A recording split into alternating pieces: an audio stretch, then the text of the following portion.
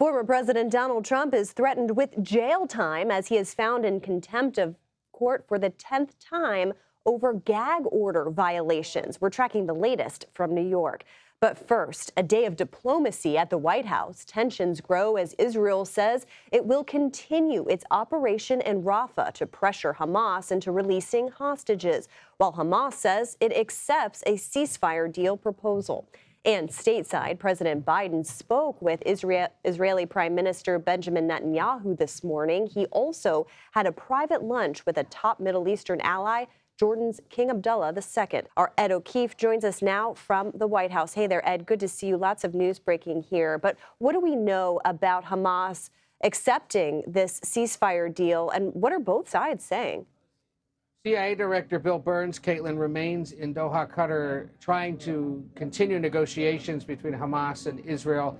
Egypt and Qatar are also, of course, involved in these talks. And at this point, the White House says it is reviewing the particulars. It is waiting for a response from the Israeli government and is in essence, like the rest of us, waiting and seeing what the two parties ultimately decide to do. Once again today, the president reiterating in a statement after his call with the Israeli Prime Minister that he opposes any significant ground offensive into Rafah there in Gaza, even as the Israeli Prime Minister overnight was telling people to start leaving parts of that area so that the offensive could begin. But this announcement of Hamas's approval of this Egyptian-Qatar ceasefire deal came hours after the call between the president and the prime minister, and just around the time that the Jordanian king was arriving here at the White House for a previously scheduled private lunch with the president.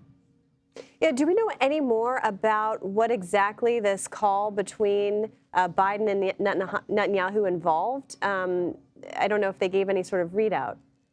They have, and it essentially was officially called given to today is the Jewish Holocaust Remembrance Day. The president wanted to officially convey his views on that. But otherwise, the White House says that they talked about plans to secure a hostage deal, including through ongoing talks today in Doha, Qatar. Prime Minister agreed to ensure the reopening of the Kerem Shalom humanitarian corridor, and then the statement says the president reiterated his clear position on Rafah, as the White House did throughout the day as well, even though tonight we know there have been at least some missile attacks or some kind of explosives sent over the skies of Rafah, though that isn't necessarily considered the ground offensive that Israel has been warning about.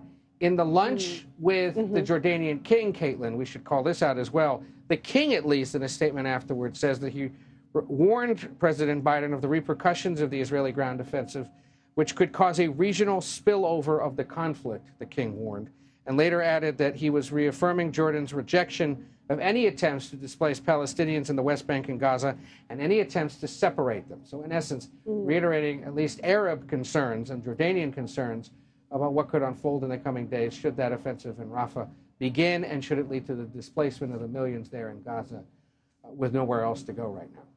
Yes, some key conversations happening here. We also know that the second gentleman, Doug Mhof, met with Jewish students today. What was on the agenda, and what's the significance of the second gentleman meeting with these students? These are the grandchildren of survivors of the Holocaust, and it's part of his ongoing push to draw attention to anti-Semitism or the concerns about it around the world, something he's been working on for the last several years. He, of course, is Jewish, the most senior person to ever, in essence, serve as a first or second spouse to the president or vice president. And it's been one of his sort of cause celebs since they took office, but obviously with a lot more urgency since the conflict began last October. And so it's part of an ongoing series of meetings he's had with Jewish leaders of all ages. And at this time of year, of course, sensitivity to college students, given the protests that have been playing out in recent weeks, given the graduation ceremonies are nearing, and given, frankly, the Biden-Harris reelection campaign's need to win over younger voters. We should point out as well, the president is set to give a speech tomorrow on anti-Semitism at the Capitol as part of a Holocaust Remembrance Day event. And the first time he is set to speak on this issue in such a formal way, the White House saying he's eager to do so, and it will touch broadly on the concerns of anti-Semitism, not only in the United States, but around the world. Pressure building from multiple sides on Biden. Ed O'Keefe, thank you very much for your reporting. We appreciate it.